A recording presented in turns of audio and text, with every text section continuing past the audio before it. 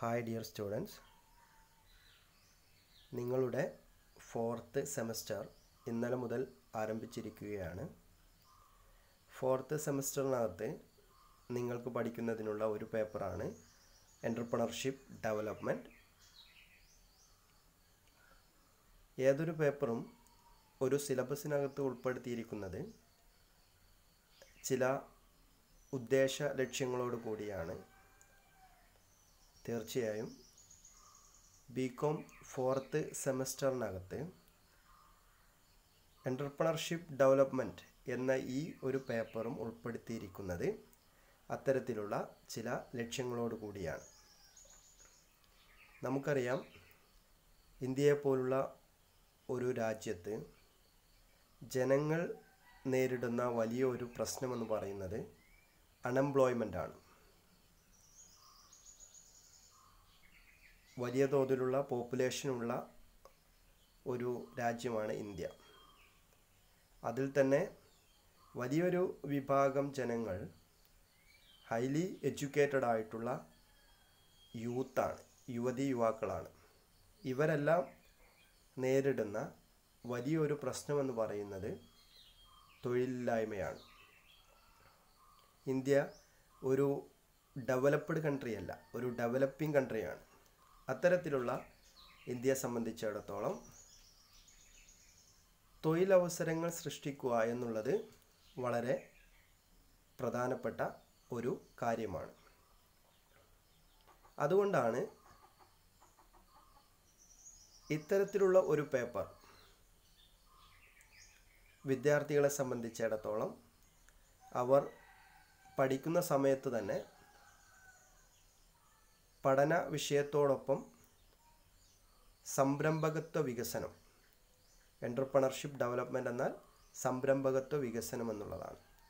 പുതിയ സംരംഭങ്ങൾ ആരംഭിക്കുന്നതുമായി ബന്ധപ്പെട്ട ഒരു ജനറൽ അവയർനെസ് കുട്ടികൾക്ക് നൽകുക എന്നുള്ള ലക്ഷ്യത്തോടു കൂടിയാണ് എൻ്റർപ്രണർഷിപ്പ് ഡെവലപ്മെൻറ്റ് എന്നുള്ള ഈ ഒരു പേപ്പർ നമ്മുടെ സിലബസിനകത്ത് ഉൾപ്പെടുത്തിയിരിക്കുന്നത്. അപ്പോൾ എൻ്റർപ്രണർഷിപ്പ് ഡെവലപ്മെൻറ്റ് എന്നുള്ള ഈ പേപ്പറിനകത്ത് നമ്മൾ ഡിസ്കസ് ചെയ്യുന്നത് ജനറലായിട്ട് ഒരു എൻ്റർപ്രണർ ആരാണ്, ഒരു സംരംഭകൻ ആരാണ്, അദ്ദേഹത്തിനുണ്ടായിരിക്കേണ്ട ക്വാളിറ്റീസ് എന്തൊക്കെയാണ്,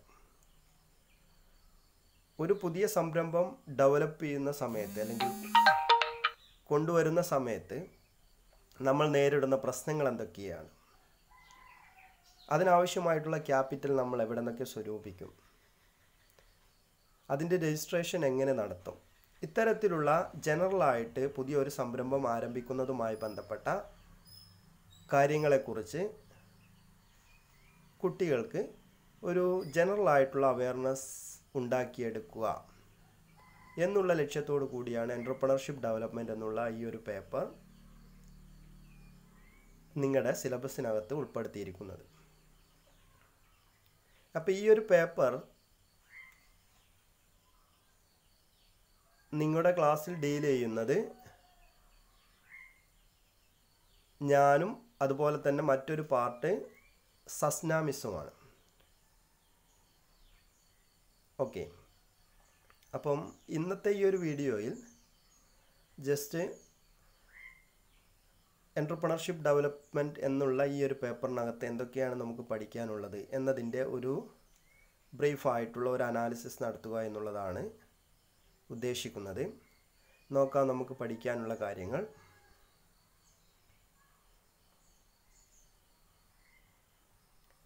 അഞ്ച് ചാപ്റ്റേഴ്സാണ് ഈ പേപ്പറിനകത്ത് നമുക്ക് പഠിക്കാനുള്ളത്.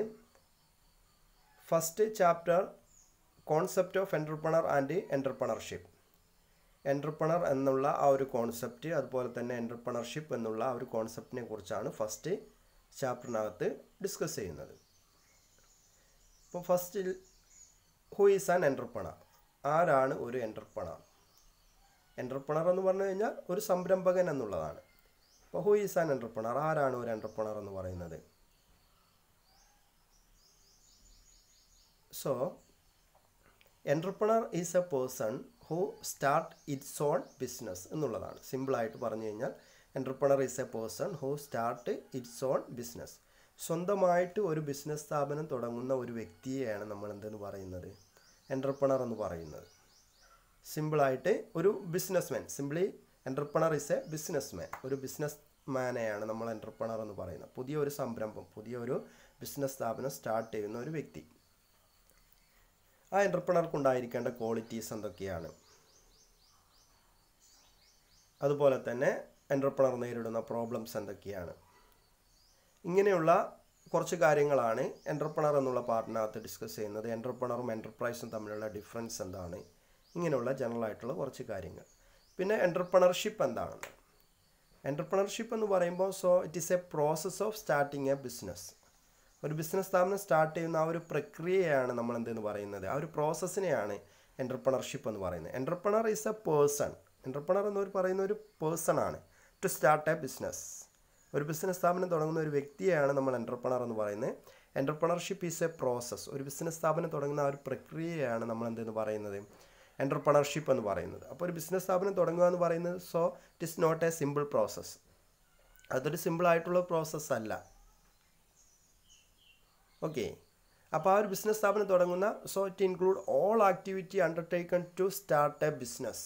ഒരു ബിസിനസ് സ്ഥാപനം തുടങ്ങുന്നതുമായി ബന്ധപ്പെട്ട അതുമായി റിലേറ്റഡ് ആയിട്ടുള്ള എല്ലാ പ്രവർത്തനങ്ങളും ക്രോഡീകരിച്ചുകൊണ്ട് ആ ഒരു ബിസിനസ് സ്ഥാപനം എന്നുള്ള ആ ഒരു ആശയം പ്രാവർത്തികമാക്കുന്നതിന് വേണ്ടി ഒരു എൻ്റർപ്രണർ ചെയ്യുന്ന എല്ലാ പ്രവർത്തനങ്ങളും ഉൾക്കൊള്ളുന്നതാണ് എൻ്റർപ്രണർഷിപ്പ് എന്ന് പറയുന്നത്.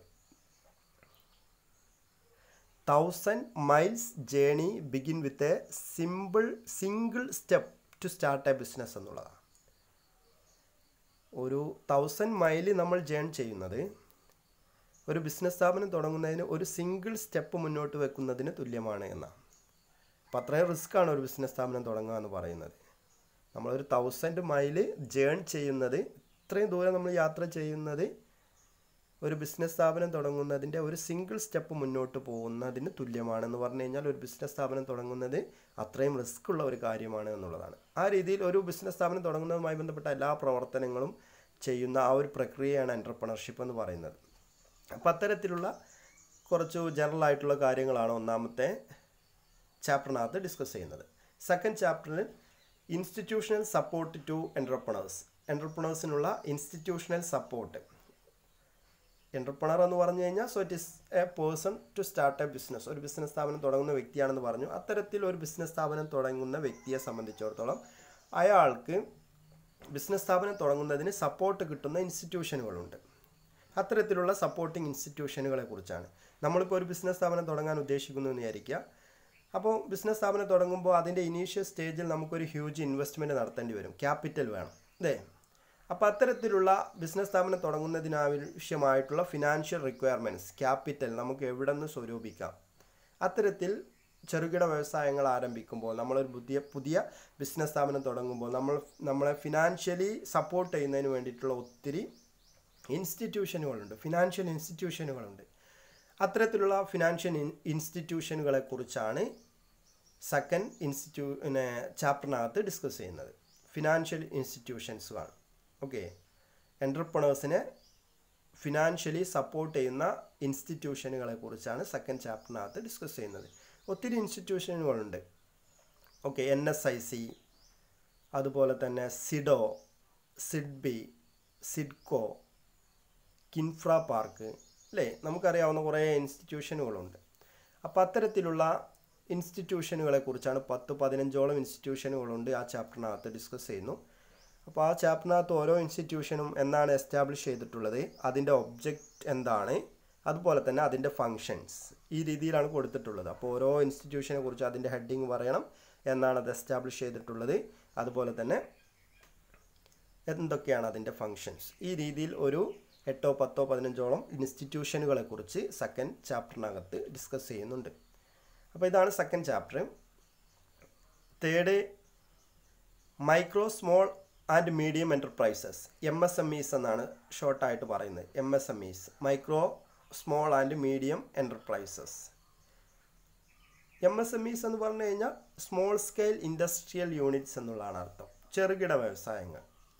ഇപ്പോൾ ഇപ്പോൾ ഇതിനകത്ത് മൈക്രോ യൂണിറ്റ് എന്താണ്, സ്മോൾ യൂണിറ്റ് എന്താണ്, അതുപോലെ തന്നെ മീഡിയം എൻ്റർപ്രൈസസ് എന്താണ്, ഇത്തരത്തിൽ ആ ചെറുകിട വ്യവസായങ്ങൾ അല്ലെങ്കിൽ SSI unit, small scale industrial unit എന്നുള്ള കാറ്റഗറിയിൽ വരുന്ന ഇൻസ്റ്റിറ്റ്യൂഷനുകളാണ് മൈക്രോ ഇൻഡസ്ട്രി അല്ലെങ്കിൽ micro enterprises, small enterprises and medium enterprises. ഇതിനെല്ലാം കൂടെ കൂട്ടിയിട്ടാണ് നമ്മൾ SSI യൂണിറ്റ് അല്ലെങ്കിൽ സ്മോൾ സ്കെയിൽ ഇൻഡസ്ട്രിയൽ യൂണിറ്റ് എന്ന് പറയുന്നത്. അത്തരത്തിലുള്ള സ്മോൾ സ്കെയിൽ ഇൻഡസ്ട്രിയൽ യൂണിറ്റുകളെ കുറിച്ചാണ് ഇതിനകത്ത് പറയുന്നത്. നമ്മൾ ഇൻട്രൊഡക്ഷൻ പാർട്ടിൽ തന്നെ പറഞ്ഞു, ഇന്ത്യയെ പോലുള്ള ഒരു രാജ്യം നേരിടുന്ന ഏറ്റവും വലിയ പ്രശ്നം എന്ന് പറയുന്നത് അൺഎംപ്ലോയ്മെൻ്റ് ആണെന്ന് പറഞ്ഞു. അത്തരത്തിലുള്ള ഇന്ത്യയെ പോലുള്ള ഒരു രാജ്യത്ത് ചെറുകിട വ്യവസായങ്ങൾക്ക് വലിയ തോതിലുള്ള റോളുണ്ട്. കാരണം ചെറുകിട വ്യവസായങ്ങൾ വലിയ തോതിലുള്ള എംപ്ലോയ്മെൻറ്റ് ഓപ്പർച്യൂണിറ്റി പ്രൊവൈഡ് ചെയ്യുന്ന ഒരു സെക്ടറാണ് സ്മോൾ സ്കെയിൽ ഇൻഡസ്ട്രിയൽ സെക്ടർ എന്ന് പറയുന്നത്. അപ്പോൾ അതിൻ്റെ അഡ്വാൻറ്റേജ്, ഡിസഡ്വാൻറ്റേജ്, അതുപോലെ തന്നെ അതിനാവശ്യമായിട്ടുള്ള ഫണ്ട് എവിടെ നിന്നൊക്കെയാണ് സ്വരൂപിക്കുന്നത്, ഇങ്ങനെ SSI യൂണിറ്റുകളെ കുറിച്ച് ഡീറ്റെയിൽഡ് ആയിട്ടുള്ള കാര്യങ്ങളാണ് തേർഡ് ചാപ്റ്ററിനകത്ത് പറയുന്നത്. ഇവിടെ നിന്നായിരുന്നു നിങ്ങൾക്ക് തൊട്ടു സീനിയേഴ്സ് ആയിട്ടുള്ള ആളുകൾക്ക്, നിങ്ങളുടെ നേരെ സീനിയേഴ്സ് ആയിട്ടുള്ള ആളുകൾക്ക് ഇപ്പോൾ കഴിഞ്ഞിട്ടേ ഉള്ളൂ 4th സെമ്മിൻ്റെ എക്സാം, അവർക്ക് essay ചോദിച്ചിട്ടുണ്ടായിരുന്ന ഈ ചാപ്റ്ററിൽ നിന്നായിരുന്നു. സ്റ്റെപ്സ് ഫോർ സ്റ്റാർട്ടിംഗ് MSMEs, ചെറുകിട വ്യവസായങ്ങൾ തുടങ്ങുന്നതിനുള്ള സ്റ്റെപ്സ് എന്തൊക്കെയായിരുന്നു എന്നുള്ളതാണ് ഒരു essay ചോദിച്ചിട്ടുണ്ടായിരുന്നത്. ഓക്കെ, അപ്പം ആ ചാപ്റ്റർ ആണ് ഒന്ന് തേർഡ് ചാപ്റ്റർ എന്ന് പറയുന്നത്. Then 4th chapter setting up of industrial units, ഒരു ഇൻഡസ്ട്രിയൽ യൂണിറ്റ് എങ്ങനെയാണ് സെറ്റപ്പ് ചെയ്യുന്നത് എന്നുള്ളതാണ്. അപ്പോൾ ഒരു ഇൻഡസ്ട്രിയൽ യൂണിറ്റ് സെറ്റപ്പ് ചെയ്യുക എന്ന് പറയുന്നത് അല്ലെങ്കിൽ തുടങ്ങുക എന്ന് പറയുന്നത് ഒരു സിമ്പിളായിട്ടുള്ള കാര്യമല്ല എന്ന് നമ്മൾ പറഞ്ഞല്ലോ. ആദ്യം നമ്മളൊരു ബിസിനസ് സ്ഥാപനം തുടങ്ങുകയെന്ന് വിചാരിക്കുക. എങ്ങനെയാണ് ഒരു ബിസിനസ് യൂണിറ്റ് നമ്മൾ സെറ്റപ്പ് ചെയ്യാം, ഇൻഡസ്ട്രിയൽ യൂണിറ്റ് നമ്മൾ സെറ്റപ്പ് ചെയ്യുക, അത് നമുക്കൊരു ഐഡിയ ഉണ്ടാവണം അല്ലേ. എന്ത് യൂണിറ്റാണ് തുടങ്ങുന്നത്, ബിസിനസ് ഓപ്പർച്യൂണിറ്റി അല്ലെങ്കിൽ നമുക്കൊരു ഐഡിയ നമ്മുടെ മുന്നിൽ വേണം. ദെൻ ആ ഐഡിയ നമുക്ക് കിട്ടണമെങ്കിൽ നമ്മൾ ആദ്യം ഒരു എൻവിയോൺമെൻറ്റൽ സ്കാനിങ് നടത്തണം അല്ലേ.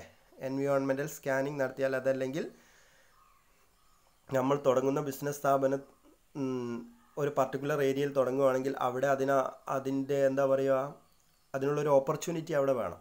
നമ്മളിപ്പോൾ ഒരു പർട്ടിക്കുലർ ഏരിയയിൽ, ഇപ്പോൾ വെള്ളുവമ്പുറം ടൗണിൽ തന്നെ അല്ലെങ്കിൽ നമ്മുടെ MIC കോളേജിനടുത്ത് ഒരു വലിയൊരു ബുക്ക് സ്റ്റാൾ തുടങ്ങുകയെന്ന് വിചാരിക്കുക. അപ്പം വലിയൊരു ബുക്ക് സ്റ്റാൾ തുടങ്ങുന്നതിനുള്ള സ്കോപ്പ് ഓൾറെഡി MIC കോളേജിനകത്തില്ല. കാരണം MIC കോളേജിനകത്ത് വരുന്നത് 1000-ൽ താഴെ വിദ്യാർത്ഥികളാണ്. അതിൽ തന്നെ മിക്കവാറും ആളുകളെല്ലാം വരുന്നത് പ്രധാനപ്പെട്ട ടൗണുകളെല്ലാം ടച്ച് ചെയ്തുകൊണ്ടാണ്. മലപ്പുറത്ത് നിന്ന് വരുന്നവരാണെങ്കിൽ മലപ്പുറത്ത് ഒരുപാട് ബുക്ക് സ്റ്റാളുകളുണ്ട്. മഞ്ചേരിയിൽ നിന്ന് വരുന്നവരാണെങ്കിൽ അവിടെയും നല്ല രീതിയിലുള്ള പ്രവർത്തിക്കുന്ന വലിയ ബുക്ക് സ്റ്റാളുകളുണ്ട്. കൊണ്ടോട്ടിയിൽ നിന്ന് വരുന്നവർക്കാണെങ്കിലും ഉണ്ട്. അപ്പോൾ ഇത്തരത്തിലുള്ള പ്രധാനപ്പെട്ട ടൗണുകളെല്ലാം ടച്ച് ചെയ്ത് വരുന്ന വിദ്യാർത്ഥികളെ സംബന്ധിച്ചിടത്തോളം അവിടെയെല്ലാം ഒത്തിരി ബുക്ക് സ്റ്റാളുകൾ ഉള്ളത് കൊണ്ട് തന്നെ വിദ്യാർത്ഥികൾ നല്ല ബുക്കുകളെല്ലാം അവിടെ നിന്നൊക്കെ പർച്ചേസ് ചെയ്തിട്ടുണ്ടാകും. അതുകൊണ്ട് തന്നെ MIC കോളേജിനടുത്ത് ഇത്തരത്തിലുള്ള ഒരു ബുക്ക് സ്റ്റാൾ തുടങ്ങിക്കഴിഞ്ഞിട്ടുണ്ടെങ്കിൽ അത് ചിലപ്പോൾ വിജയിക്കണമെന്നില്ല. അപ്പോൾ നമ്മൾ ബിസിനസ് സ്ഥാപനം തുടങ്ങുമ്പോൾ ആ എൻവയോൺമെൻറ്റിനെ കുറിച്ച് നമുക്കറിയണം. എൻവയോൺമെൻറ്റൽ സ്കാനിങ് എന്ന് നമ്മൾ പറയാറില്ലേ. അപ്പോൾ എൻവയോൺമെൻറ്റിനെ കുറിച്ച് നമ്മൾ കൃത്യമായിട്ട് സ്കാനിങ് നടത്തണം. അവിടെ ഒരു ബിസിനസ് സ്ഥാപനം തുടങ്ങാനുള്ള, നമ്മൾ ഉദ്ദേശിക്കുന്ന ബിസിനസ് സ്ഥാപനം അവിടെ തുടങ്ങാനുള്ള ഒരു ഓപ്പർച്യൂണിറ്റി ഉണ്ടോ. അപ്പോൾ നമുക്ക് MIC കോളേജിനെ കുറിച്ച് അനലൈസ് ചെയ്യുമ്പോൾ ഇവിടെ വലിയൊരു ബുക്ക് സ്റ്റാൾ തുടങ്ങാനുള്ള ഓപ്പർച്യൂണിറ്റി ഇല്ല എന്ന് മനസ്സിലാവും അല്ലേ. അപ്പോൾ ആ രീതിയിൽ നമുക്ക് കൃത്യമായിട്ട് ഒരു സ്കാനിങ് നടത്തണം. അതുപോലെ തന്നെ അതിൻ്റെ ഫിനാൻഷ്യൽ ഫീസിബിലിറ്റി നടത്തണം. അതുപോലെ തന്നെ എൻവയോൺമെൻറ്റൽ സ്കാനിങ് ഓൾറെഡി നമ്മൾ പറഞ്ഞു. അതിനുശേഷം പിന്നെന്താ പറയുക, ടെക്നിക്കൽ ഫീസിബിലിറ്റി നോക്കണം. ഇത്തരത്തിലുള്ള കാര്യങ്ങളെല്ലാം അനലൈസ് ചെയ്യണം. ഓക്കെ, അപ്പോൾ ആ കാര്യങ്ങളൊക്കെ വരുന്നതാണ് setting up of industrial unit എന്നുള്ള ചാപ്റ്ററിനകത്ത് വരുന്നത്.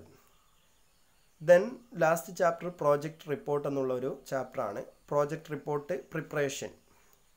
പ്രോജക്റ്റ് റിപ്പോർട്ട് എന്ന് പറഞ്ഞു കഴിഞ്ഞാൽ it is a detailed report which contain all information relating to a project. ഒരു പ്രോജക്റ്റുമായി റിലേറ്റഡ് ആയിട്ടുള്ള ഒരു ഡീറ്റെയിൽഡ് റിപ്പോർട്ടിനെയാണ് പ്രോജക്റ്റ് റിപ്പോർട്ട് എന്ന് പറയുന്നത്. ഒരു പ്രോജക്റ്റുമായി ബന്ധപ്പെട്ട ഡീറ്റെയിൽഡ് റിപ്പോർട്ട് എന്ന് പറയുമ്പോൾ നമ്മൾ തുടങ്ങാൻ ഉദ്ദേശിക്കുന്ന ഒരു പർട്ടിക്കുലർ പ്രോജക്റ്റ്. നമുക്കൊരു പ്രോജക്റ്റ് തുടങ്ങുക എന്ന് പറയുമ്പോൾ നമ്മുടെ കയ്യിലൊരു 10 ലക്ഷം രൂപ ഉണ്ടെന്ന് വിചാരിക്കുക. ഈ 10 ലക്ഷം രൂപ വെച്ചുകൊണ്ട് നമുക്ക് തുടങ്ങാനുള്ള ഒരുപാട് ഓപ്പർച്യൂണിറ്റി നമ്മുടെ മുന്നിലേക്ക് വരും അല്ലേ. നമ്മൾ ആ 10 ലക്ഷം രൂപ വെച്ചുകൊണ്ട് നമുക്കൊരു മൊബൈൽ ഷോപ്പ് തുടങ്ങാം, നേരത്തെ പറഞ്ഞ പോലെ ഒരു ബുക്ക് സ്റ്റാൾ തുടങ്ങാം, അതല്ലെങ്കിൽ ഒരു ഹോട്ടൽ തുടങ്ങാം. ഇങ്ങനെ പല ഓപ്പർച്യൂണിറ്റി നമ്മുടെ മുന്നിലുണ്ടാവും അല്ലേ. അപ്പോൾ നമുക്ക് ഒരു ബുക്ക് സ്റ്റാൾ തുടങ്ങണോ, അതല്ലെങ്കിൽ ഒരു മൊബൈൽ ഷോപ്പ് തുടങ്ങണോ, അതല്ലെങ്കിൽ ഒരു റെസ്റ്റോറൻറ്റ് തുടങ്ങണോ. അപ്പോൾ so many opportunities are there. So അതിനകത്തുനിന്ന് നമ്മൾ to select the best most appropriate one. അതിൻ്റെ അകത്തുനിന്ന് നമുക്ക് ഏറ്റവും മോസ്റ്റ് അപ്രോപ്രിയേറ്റ് വൺ ആയിട്ടുള്ള ഒന്നിനെ നമ്മൾ സെലക്ട് ചെയ്യണം. സെലക്ട് ചെയ്ത് കഴിഞ്ഞാൽ അതിനെക്കുറിച്ച് നമ്മൾ ഡീറ്റെയിൽഡ് സ്റ്റഡി നടത്തണം അല്ലേ. അപ്പോൾ അത്തരത്തിൽ ഒരു പ്രോജക്റ്റ് നമ്മൾ സെലക്ട് ചെയ്തു, നമ്മളിപ്പോൾ ഒരു മൊബൈൽ ഷോപ്പ് തുടങ്ങാം എന്നുള്ളതാണ്. സോ നമ്പർ ഓഫ് ഓപ്പർച്യൂണിറ്റി നമ്മൾ പറഞ്ഞു, അതിൽ അകത്തുനിന്ന് മോസ്റ്റ് അപ്രോപ്രിയേറ്റ് വൺ ആയിട്ടുള്ള ഒന്നിനെ സെലക്ട് ചെയ്തു. ആ സെലക്ട് ചെയ്തതിനെക്കുറിച്ച് നമ്മൾ ഡീറ്റെയിൽഡ് ആയിട്ടൊരു സ്റ്റഡി നടത്തി അതിനെക്കുറിച്ച് നമ്മളൊരു റിപ്പോർട്ട് പ്രിപ്പയർ ചെയ്യും, ഒരു detailed report. So project report is a detailed report which contain all information relating to a project. ഒരു പ്രോജക്റ്റുമായി ബന്ധപ്പെട്ട് നമ്മൾ തുടങ്ങാൻ ഉദ്ദേശിക്കുന്ന പ്രോജക്റ്റുമായി ബന്ധപ്പെട്ട ഒരു ഡീറ്റെയിൽഡ് ഇൻഫർമേഷൻ ഉൾക്കൊള്ളുന്നതാണ് പ്രോജക്റ്റ് റിപ്പോർട്ട് എന്ന് പറയുന്നത്. അതിനകത്ത് ആ പ്രോജക്റ്റുമായി ബന്ധപ്പെട്ട each and every information are also included. അത്തരത്തിലുള്ള പ്രോജക്റ്റ് റിപ്പോർട്ടിൽ ഉൾക്കൊള്ളുന്ന പ്രധാനപ്പെട്ട കണ്ടൻറ്റ്സ് എന്തൊക്കെയാണ്? ഏകദേശം ഒരു 16ഓളം പോയിൻറ്റ്സ് ഉണ്ട് ഒരു പ്രോജക്റ്റ് തുടങ്ങുന്നതിന്. ഓക്കെ, എൻ്റർപ്രണറുടെ നെയിം മുതൽ എൻ്റർപ്രണറുടെ സിഗ്നേച്ചർ വരെ ഉൾക്കൊള്ളുന്ന ഏകദേശം ഒരു 16ഓളം പോയിൻറ്റ്സ് വരുന്നതാണ് പ്രോജക്റ്റ് റിപ്പോർട്ടിനകത്ത് വരുന്ന കണ്ടൻറ്റ്സ്. ആ 16ഓളം കണ്ടൻറ്റ്സ് നമ്മൾ അതിനകത്ത് വരുന്ന പോയിൻറ്റ്സ് നമ്മൾ പറയുന്നുണ്ട്. അതിന് ശേഷം ഒരു സിമ്പിൾ പ്രോജക്റ്റ് റിപ്പോർട്ട് പ്രിപ്പയർ ചെയ്യാനും നിങ്ങളുടെ ഐഡിയ വെച്ചുകൊണ്ട് ഒരു പ്രോജക്റ്റ് റിപ്പോർട്ട്, സിമ്പിൾ ഒരു പ്രോജക്റ്റ് റിപ്പോർട്ട് നമ്മളോട് പ്രിപ്പയർ ചെയ്യാനുമാണ് ലാസ്റ്റ് ചാപ്റ്ററിനകത്ത് പറയുന്നത്. ഇത്രയും കാര്യങ്ങൾ ഉൾക്കൊള്ളുന്നതാണ് നിങ്ങളുടെ ഈ ഒരു എൻ്റർപ്രണർഷിപ്പ് ഡെവലപ്മെൻറ്റ് എന്ന് പറയുന്ന ഈ ഒരു പേപ്പർ. വളരെ സിമ്പിളായിട്ടുള്ള ഒരു തിയറി പേപ്പറാണ്. അപ്പോൾ ഇതിനകത്ത് ഞാനും സസ്ന മിസ്സും കൂടെയാണ് ഈ പേപ്പർ ഡീൽ ചെയ്യുന്നത്. അതുകൊണ്ട് തന്നെ ഇതിൻ്റെ first part concept of entrepreneur and entrepreneurship എന്നുള്ള ഏരിയ നാളെ മുതൽ അല്ലെങ്കിൽ അടുത്ത ക്ലാസ് മുതൽ സസ്ന മിസ് നിങ്ങൾക്ക് തുടങ്ങും.